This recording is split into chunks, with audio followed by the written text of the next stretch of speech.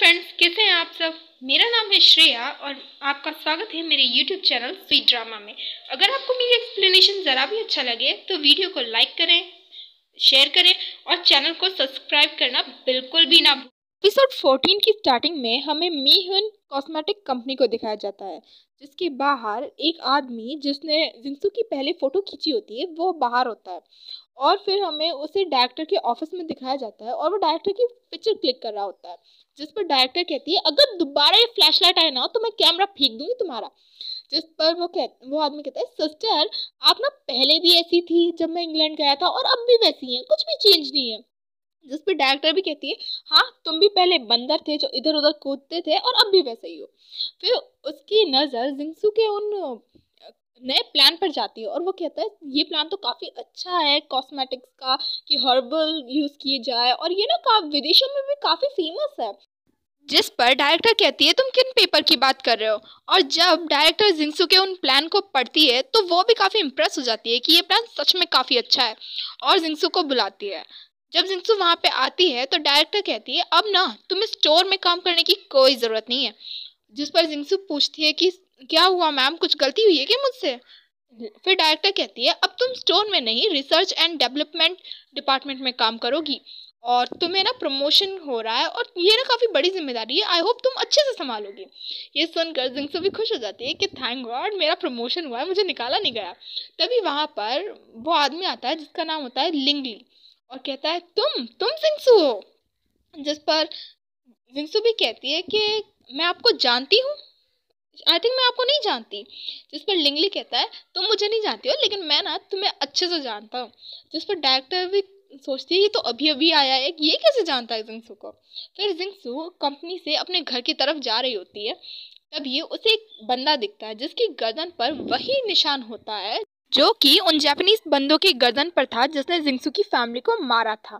फिर जिंसू उस आदमी का पीछा करने लगती है और पीछा करते करते वो आदमी उसी कंपनी में आ जाता है जिस कंपनी में जिंसू काम करती है और डायरेक्टर के ऑफिस में जाकर कुछ ढूंढने लगता है और उसका पीछे जिंसू भी होती है और वो सोच रही होती है कि ये डायरेक्टर के ऑफिस में क्या करने आया है। उस आदमी को डायरेक्टर के ऑफिस से कुछ भी नहीं मिलता और वो कंपनी के बाहर आ जाता है। उसके पीछे पीछे जिंसू भी होती है जिसका पता उस आदमी को पहले से ही होता है और वो एक जगह पे जाकर गायब सा हो जाता है। जिंसू से चारों तरफ ढूंढती है और वो आदमी पीछे से जिंसू को मारने ही वाला होता है, तभी वहाँ पे जोजेंग आ जाता है और कहता है कि तुम जिंसू को क्यों मारना चाहते थे, कौन हो तुम। और जिंसू भी उस आदमी के पास आती है और उससे पूछने लगती है कि कौन हो तुम, कहाँ से हो। और वो आदमी मर जाता है, सुसाइड कर लेता है। जिंसू उसे उठाती है और पूछती है कि कौन हो तुम, बताओ मुझे, मेरे सवालों का जवाब दो। तब जोजेंग बताता है कि इसने अपने दांतों के नीचे एक कैप्सूल दबा रखा था जिसकी वजह से इसकी मौत हुई है और ये ना काफ़ी रेयर कैप्सूल है, ऐसे ही नहीं मिलता। जिस पर जिंसू को बेचारी को कुछ भी नहीं पता चलता और वो रोने लग जाती है। और जोजेंग पूछता है ये कौन है, क्या चाहता है तुमसे और तुम्हें मारना क्यों चाहता था, तुम मुझे बता सकती हो, मैं तुम्हारी मदद कर सकता हूँ शायद इसमें।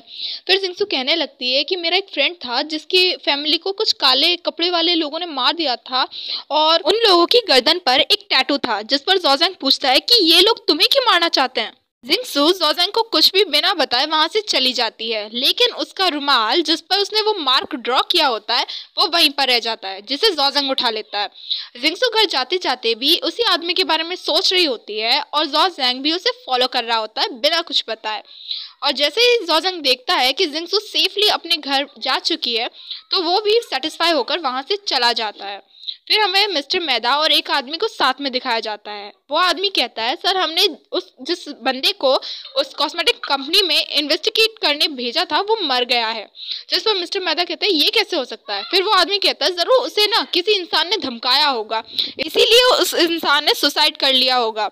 फिर हमें नियांग रेजिडेंस का सीन दिखाया जाता है जहाँ पर जोजेंग अपने एक भाई को बुलाता है और उससे कहता है कि इस रुमाल पे जो मार्क है उसे ध्यान से देखो और सभी को बता दो कि इस मार्क के बारे में जो भी इंफॉर्मेशन मिले वो सब कलेक्ट करनी है। और फिर हमें मिंगह्यू को मिस्टर मेहता के साथ दिखाया जाता है, जिस पर मिंगह्यू पूछती है कि तुमने इस टाइम पे मुझे कैसे याद किया, क्या काम पड़ गया मुझसे। जिस पर मेहता कहता है कि जो शंघाई की हिडन ऑर्गेनाइजेशन है वो एक्टिव हो चुकी है और मुझे लगता है मीहुन कॉस्मेटिक कंपनी से ज़रूर उसका कोई रिलेशन है। तुम उस कंपनी का पार्ट बनो और जो भी इंफॉर्मेशन है वो और जो कोई भी इंफॉर्मेशन है वो तुम मुझे ट्रांसफ़र करो। उन दोनों को साथ में यंग मास्टर भी देख लेते हैं। फिर हमें मिस्टर जैंग को दिखाया जाता है जो कि एक बिजनेस मीटिंग अटेंड कर रहे होते हैं। वहाँ पर मुद्दा ये होता है कि जापानीज के साथ बिजनेस होना चाहिए या नहीं होना चाहिए। कई लोग जापानीज को सपोर्ट करते हैं और कई लोग उसके अगेंस्ट होते हैं। जिस पर मिस्टर जैंग कहते हैं, आप लोग इतना टेम्पर क्यों हो रहे हो? हमें बिजनेस का एक रूल याद रखना चाहिए कि हमें सिर्फ पैसा कमाने से मतलब है और जापानीज के साथ काम करके हम और भी जल्दी पैसा कमा सकते हैं और इसमें कुछ गलत नहीं है। फिर हमें मिंगयू और जिन को दिखाया जाता है, जिस पर मिंगयू कहती है, जिन तुम मिस्टर जैंग के पास जाओ और जैसे उनका काम कंप्लीट हो जाए उन्हें मेरे पास भेज देना। जिन जैसे ही वहाँ से जाती है तभी यंग मास्टर वहाँ पे आ जाता है। यंग मास्टर मिंगयू से बात करने की कोशिश करते हैं लेकिन मिंगयू उन्हें फुली इग्नोर करती है और यांग डी से कहती है, जाओ जाकर फिश लेकर आओ और किचन साफ रखना और कुछ फ्लावर्स भी ले आओ। और यंग मास्टर कहते हैं, मिंगयू मुझे तुमसे बात करनी है। जिस पर मिंगयू कहती है कि मेरे पास ना अभी टाइम नहीं है, हम फिर कभी बात कर सकते हैं। जिस पर यंग मास्टर कहते हैं, मेरे लिए बात करना बहुत इंपॉर्टेंट है और बात करनी पड़ेगी तुम्हें। जिस पर मिंगयू कहती है, मैं तुम्हें 3 मिनट देती हूँ क्योंकि तुमने अभी मुझे 3 मिनट दिए थे। फिर हमें उन दोनों को गार्डन में दिखाया जाता है जिस पर यंग मास्टर कहते हैं कि मैंने तुम्हें कल एक जापानीज बंदे के साथ देखा था, तुम क्या कर रही थी वहाँ पर? जिस पर मिंगयू कहती है, हाँ तो क्या हो गया और मैं तुम्हें कुछ एक्सप्लेन करना ज़रूरी नहीं समझती। जिस पर यंग मास्टर कहते हैं, वो लोग काफ़ी डेंजर है, मैं नहीं चाहता कि तुम उनके क्लोज जाओ। जिस पर मिंगयू कहती है, हो गया तुम्हारा, और वहाँ से चली जाती है। फिर हमें मिस्टर जैंग को दिखाया जाता है जिसके पास एक आदमी आता है और कहता है कि अब मुझे कोई फ़र्क नहीं पड़ता कि आपने क्या डिसीजन लिया नहीं लिया, लेकिन मैं ना कभी भी आपका डिसीजन मानने वाला नहीं हूँ और मैं आपको कभी अपनी प्रॉपर्टी नहीं देने वाला, चाहे कुछ भी हो जाए। और मैं ना जापानीज़ के साथ अपने बिजनेस को नहीं खोना चाहता हूँ किसी भी कीमत पर। फिर मिस्टर जैंग अपने एक बंदे से कहते हैं कि जितने भी छोटी मोटी कंपनियां हैं ना सब खरीद लो। जिस पर वो आदमी कहता है कि सर हमारे पास तो काफ़ी कंपनी है, अगर हमने ऐसा किया तो काफ़ी लॉस होगा। जिस पर मिस्टर जैंग कहते हैं, कोई फ़र्क नहीं पड़ता, बस खरीद लो। मिस्टर जैंग जब मिंगयू के घर आते हैं तो उसका गार्डन काफ़ी डेकोरेट होता है, जिसे देखकर मिस्टर जैंग भी खुश हो जाते हैं और कहते हैं, मैंने कितने टाइम बाद ये सब देखा है। और मिंगयू भी काफ़ी वेल ड्रेसअप होती है और वो मिस्टर जैंग के पास आकर पूछती है, मैं कैसी लग रही हूँ, अच्छी लग रही हूँ ना? जिसमें मिस्टर जैंग कहते हैं, ऑफ कोर्स, लेकिन क्या तुम्हें पता है जब तुम हॉस्पिटल में थी मैं कितना डर गया था तुम्हारे लिए? मैं ना तुम्हें 1 मिनट के लिए भी नहीं खो सकता अपनी लाइफ से। तुम चाहे मुझसे झगड़ा करो, कुछ भी करो, लेकिन मैं ना तुम्हें कुछ नहीं होने दूंगा। जिस पर मिंगयू भी कहती है, हाँ मैं जानती हूँ आप मुझे सबसे अच्छे से ट्रीट करता है। जिस पर मिस्टर जैंग कहते हैं कि तुम कुछ भी करो मैं तुम्हें हमेशा माफ़ कर दूंगा। और मिंगयू भी कहती है कि मैंने ना आपके लिए काफ़ी डिश बनाई है, आप चलिए चेक कीजिए। और जब मिंगयू बात करती है मिस्टर जैंग से कि मैं ना पिछले टाइम आपसे इसीलिए लड़ी थी क्योंकि मैं घर पे काफ़ी बोर हो रही थी, मेरे पास कुछ भी नहीं था करने के लिए, और जब मैं जिंगसू को देखती हूँ तो वो काम करती है तो मुझे है ना उसे थोड़ा जलन सी होती है, मुझे भी वो चाहिए जो मिंगयू के पास है, आई मीन जिंगसू के पास है। जिस पर मिस्टर जैंग कहते हैं, वो तुम्हारा ब्लड रिलेशन है तब भी। जिस पर मिंगयू कहती, कैसी फैमिली जिन्होंने मुझे कभी केयर ही नहीं की, वो फैमिली? और अगर आपको मेरी हेल्प नहीं करनी तो बता दीजिए, कोई प्रॉब्लम नहीं है, मैं कोई दूसरा रास्ता ढूंढ लूँगी इस चीज़ के लिए। जिस पर मिस्टर जैंग उसे हक करते हुए कहते हैं, जो तुम्हें चाहिए वो तुम्हें मिल जाएगा, लेकिन जो उस कॉस्मेटिक कंपनी की डायरेक्टर है वो इतनी सिंपल पर्सनालिटी नहीं है। जिंगसू लकी थी जो उसे जॉब मिल गई, लेकिन मैं पूरी कोशिश करूँगा तुम्हें उस कंपनी में जॉब दिलाने की। फिर हमें जिंगसू को दिखाया जाता है जो कि अपने घर जा रही होती है, तभी उसे घर के बाहर टेंगहाई मिलता है, जिसे देखकर जिंगसू टेंगहाई से पूछती है कि क्या तुम मुझे ढूंढने आए हो और क्यों आए हो मुझे देखने के लिए? जिस पर टेंगहाई भी कहता है, हाँ मैं आपको देखने के लिए आया हूँ। आपको पता भी है जिस ब्रेसलेट को आपने तोड़ा वो सेकंड मास्टर की मॉम की आखिरी निशानी थी जिसे वो ट्रेजर की तरह ट्रीट करते थे, और आपने उसे तोड़ दिया। जिस पर जिंगसू को भी याद आता है कि ज़ॉज़ेंग कह रहा था कि तुम्हें पता भी ये किसको रिप्रेजेंट करता है, और जिंगसू ने ज़ॉज़ेंग के सामने उस ब्रेसलेट को तोड़ दिया था। और जिस पर टेंगहाई कहता है कि तुम चली क्यों नहीं जाती, यंग मास्टर तुम्हें ना बॉडीगार्ड की तरह प्रोटेक्ट करते हैं, तुम उनसे चली जाओ, उनको और दुख मत दो। जिस पर जिंगसू कहती है, मैं यहाँ से नहीं जा सकती। जिस पर टेंगहाई कहता है कि मैं तुमसे बेग करता हूँ उनकी ज़िंदगी से दूर रहो, मैं सेकंड मास्टर को और हर्ट होते हुए नहीं देख सकता, तुम चली जाओ और कभी भी उनके आसपास मत आना और उन्हें हर्ट करना बंद कर दो प्लीज़। और टैंग हाई वहाँ से चला जाता है गुस्से में। टैंग हाई के जाने के बाद जिंगसू कहती है कि अब की बार मैंने सच में बहुत बड़ी गलती कर दी, मुझे नहीं पता था ज़ोज़ेंग के लिए वो ब्रेसलेट इतना इम्पोर्टेंट होगा। अगले दिन हमें नियांग रेजिडेंस का सीन दिखाया जाता है जहाँ पर जिंगसू आई होती है ज़ोज़ेंग से मिलने, और टैंग हाई उसे सबसे पहले मिल जाता है और कहता है मैंने तुम्हें बोला था ना यहाँ पे मत आना, फिर क्यों आई हो, चली जाओ यहाँ से। और जिंगसू भी वहाँ से चली जाती है। फिर उसे शाओ हाई मतलब ज़ोज़ेंग का एक भाई मार्केट में मिलता है और शी हो कहता है कि आपको वो ब्रेसलेट क्यों चाहिए, आप मुझे बताइए और आप दोबारा हर्ट मत कीजिएगा सेकंड मास्टर को। जिस पर जिंगसू कहती है मैं जानती हूँ उस ब्रेसलेट कितना प्रेशियस होगा क्योंकि मेरी फैमिली नहीं है और वो उनकी आखिरी निशानी है, तो मुझे ब्रेसलेट लेकर आ जाओ प्लीज़। और शी हाओ भी वो ब्रेसलेट लेकर आता है और कहता है आप प्लीज़ इसे जल्दी से रिपेयर करवा कर वापस दे दीजिएगा, अगर सेकंड मास्टर को पता चला कि ये ब्रेसलेट गायब है तो वो किसी को नहीं छोड़ने वाले। जिंगसू उस ब्रेसलेट को लेकर एक ज्वेलरी शॉप में आती है और ज्वेलर से पूछती है क्या ये ब्रेसलेट ठीक हो सकता है, जिस पर ज्वेलर भी कहता है कि हाँ ये ब्रेसलेट रिपेयर हो सकता है लेकिन ये ना काफ़ी महंगा बैठेगा आपको और मुझे नहीं लगता आप इसे ठीक कराना चाहोगी। जिस पर जिंगसू कहती है कितनी भी कॉस्ट हो आप प्लीज़ इसे ठीक कर लीजिए। दूसरी तरफ ज़ोज़ेंग अपने रूम में उस ब्रेसलेट को ढूंढ रहा होता है लेकिन वो नहीं मिलता, जिस पर शी हाओ कहता है सर वो ब्रेसलेट मैंने लिया है, वो मेरे पास है। और जिस पर ज़ोज़ेंग पूछता है कि कहाँ है वो ब्रेसलेट, अभी मुझे चाहिए, अभी के अभी मुझे ला कर दो। जिस पर शी हाओ कहता है आई एम सॉरी सर लेकिन मैं आपको नहीं बता सकता कि वो ब्रेसलेट कहाँ है, अगर आप मुझे पनिशमेंट देना चाहते हो तो मैं उस पनिशमेंट को एक्सेप्ट कर लूँगा। तब ज़ोज़ेंग अपने एक भाई से कहता है कि इसे हिट करो मेरे बिहाफ पर, और वो ना काफ़ी धीरे धीरे हिट करता है। जिस पर ज़ोज़ेंग गुस्से से कहता है तुमने खाना नहीं खाया है क्या, तेजी से हिट करो इसे। तब ये वहाँ पर जिंगसू आ जाती है और कहती है रुको रुको मेरी बात तो सुनो ज़ोज़ेंग।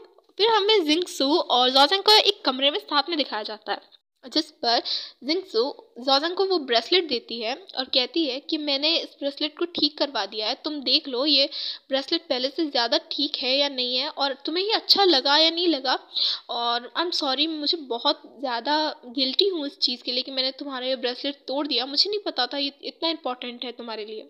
जिस पर ज़ोज़ेंग कहता है कि मैं सिर्फ इस बात पे गुस्सा नहीं हूँ तुमसे, तुम जानती हो अच्छे से कि मैं तुम्हारे लिए क्या फीलिंग रखता हूँ, क्या फील करता हूँ। और जिस पर जिंगसू कहती है ज़ोज़ेंग मैं अपनी फीलिंग्स को लेकर काफ़ी कंफ्यूज्ड हूँ, मुझे नहीं समझ में आता कि मैं तुम्हें कैसे ट्रीट करती हूँ और तुम ना मेरे लिए सबसे स्पेशल हो, तुम बिल्कुल मेरे भाई जैसे हो। जिसे सुनकर ज़ोज़ेंग कहता है भैया, कौन भैया, कैसा भैया, मैं नहीं बनना चाहता तुम्हारा भैया, और तुम याद रखो तुम मेरी वुमेन हो और तुम्हें मेरे वर्ल्ड में ही रहना पड़ेगा। बेचारा ज़ोज़ेंग सैया बनना चाहता था, भैया बना के रख दिया जिंगसू ने, और ज़ोज़ेंग जिंगसू को काफ़ी टाइटली पकड़ लेता है जिसकी वजह से जिंगसू वहाँ से डरकर भाग जाती है। फिर हमें नियांग रेजिडेंस का सीन दिखाया जाता है रात में, जहाँ पर एक कमरे में ज़ोज़ेंग, टैंग हाई और शी हाओ रहते हैं, और जिस पर ज़ोज़ेंग अपना दुख टैंग हाई को बताता है कि जिंगसू मुझे भाई मानती है, जिसे सुनकर तो टैंग हाई खुश हो जाता है। क्या सच में? आपको पता नहीं है यंग सेकंड मास्टर, आप ना स्टेप बाय स्टेप आगे बढ़ रहे हो, मेरी ना काफ़ी गर्लफ्रेंड रह चुकी है और सभी की शुरुआत ऐसे ही होती है, और आप ना टेंशन मत लो, वो जल्दी आपको एज अ बॉयफ्रेंड भी मान लेगी। जिस बेचारा भाई हो तो टैंग हाई जैसा कॉन्फिडेंस गिरने नहीं देता ज़ोज़ेंग का, और काफ़ी कुछ बताता है। तब शी हाओ से परेशान होकर उसे बाहर लाता है और कहता है तुम मूर्ख हो गया, कुछ भी बके जा रहे हो।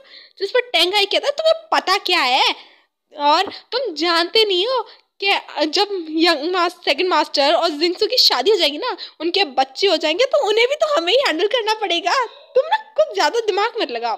फिर हमें मी हूँ कॉस्मेटिक कंपनी को दिखाया जाता है जिसमें जिंगसू काम कर रही होती है और लिंगली उसके पास आता है और कहता है कि तुम्हारा काम कैसे चल रहा है। ऑफ कोर्स तुम्हारा काम अच्छा ही चल रहा होगा, और मैंने तुम्हारा नया प्लान पढ़ा, मुझे काफ़ी अच्छा लगा तुम्हारा प्लान। लेकिन जिंगसू से कोई जवाब नहीं देखती। फिर लिंगली कहता है कि अभी ना रेस्ट का टाइम हो गया है, मैं एक अच्छे रेस्टोरेंट को जानता हूँ, चलो वहाँ जाकर लंच करते हैं। जिंगसू कहती है कि मुझे आज कंपनी में बहुत काम है और मैं तुम्हारे साथ लंच पे नहीं जा सकती, और जिंगसू वहाँ से बाहर आ जाती है और कहती है फॉरेनर कितने चिपकू होते हैं, और एक लड़की को बुलाकर उसे एक लेटर देती है ताकि वो लिंगली तक पहुंचा सके। वो लड़की उस लेटर को एक टेबल पे रख देती है और वो लेटर वहां से उड़ जाता है। लिंगली रात भर जिंगसू का वेट करता है और सोचता है कि जिंगसू तुम अभी तक क्यों नहीं आई हो। तभी लिंगली की नज़र एक दरवाजे पर जाती है और जैसे ही लिंगली उस दरवाजे के पास जाता है तो उसे काफ़ी शोर आता है और लिंगली उस दरवाजे को खोलने ही वाला होता है, तभी वहाँ पर डायरेक्टर आ जाती है और उससे सवाल जवाब करने लगती है कि लिंगली इतनी रात हो चुकी है, तुम यहाँ कर क्या रहे हो, तुम्हें तो अभी घर पे होना चाहिए। जिस पर लिंगली कहता है कि मुझे ना इस दरवाजे से काफ़ी सारी आवाज़ें आ रही थी, इसीलिए मैं देखने आया। जिस पर डायरेक्टर कहते हैं तुम क्या बकवास कर रहे हो, यहाँ पे कुछ भी नहीं है, जाओ यहाँ से। तभी लिंगली कहते हैं मेरा ट्रस्ट करो सिस्टर, मैंने सच में यहाँ पे आवाज़ सुनी थी, आप प्लीज़ मुझे एक दफ़ा देख तो लेने दीजिए। लेकिन डायरेक्टर लिंगली को वहाँ से भगा देती है और लिंगली को मजबूरन जाना भी पड़ता है। ये डायरेक्टर कुछ ना कुछ झोल तो पक्का कर रही है। Back to the story guys. फिर हमें जिंगसू और लिंगली को डाइनिंग हॉल में दिखाया जाता है, जहाँ पर जिंगसू कहती है कि आई एम सॉरी, मैं तुम्हारे साथ कल नहीं जा पाई, मुझे बहुत सारा काम था, क्या तुमने काफ़ी टाइम तक मेरा वेट किया था, उसके लिए आई एम सो सॉरी। जिस पर लिंगली कोई जवाब नहीं दे रहा होता है, एकदम खामोश होता है। फिर लिंगली सवाल करता है कि तुम यहाँ पे कब से काम कर रही हो, क्या तुमने कभी भी अंदर वाले रूम में जाने की कोशिश की, और क्या तुम्हें कंपनी के किसी सीक्रेट प्रोजेक्ट के बारे में पता है। जिस पर जिंगसू कहती है कि मुझे नहीं पता ऐसा कोई सीक्रेट प्रोजेक्ट है भी या नहीं है। जिस पर लिंगली कहता है कि क्या तुम मुझे आज 8 बजे मिल सकती हो कंपनी के बाहर। जिस पर जिंगसू भी हाँ कर देती है। फिर हमें रात का सीन दिखाया जाता है जहाँ पर लिंगली जिंगसू का वेट कर रहा होता है और जिंगसू वहाँ पर आती है और पूछती है हम यहाँ पे क्यों आए। तब लिंगली कहता है इन्वेस्टिगेशन कर। जिंगसू और लिंगली उस कंपनी के अंदर चले जाते हैं। फिर जिंगसू लिंगली से कहती है कि देखा यहाँ पर सिर्फ डॉक्यूमेंट है और कुछ भी नहीं है, तुम बेवजह अपना दिमाग चला रहे थे। तो फिर लिंगली जिंगसू को उस कमरे के पास ले आता है और इंडियन जुगाड़ की तरह ही किसी तार से या फिर हेयर पिन से उस दरवाजे को खोलने की कोशिश करता है और फाइनली वो दरवाज़ा खुल भी जाता है। लिंगली जी आपको तो चोर होना चाहिए था, गलत लाइन में घुस गए हो यार। जिसे देखकर जिंगसू शॉक हो जाती है कि तुमने दरवाज़ा खोल भी दिया। जिस पर लिंगली कहता है तुम्हें नहीं लगता मैं इससे भी ज़्यादा अमेजिंग पर्सन हूँ। लिंगली और जिंगसू दोनों ही उस कमरे के अंदर चले जाते हैं और लिंगली कहता है मैंने बोला था ना कुछ गड़बड़ है। तभी जिंगसू किसी चीज़ की तरफ पॉइंट करती है जिसे देखकर लिंगली शॉक हो जाता है और एपिसोड 14 यहीं पर खत्म होता है।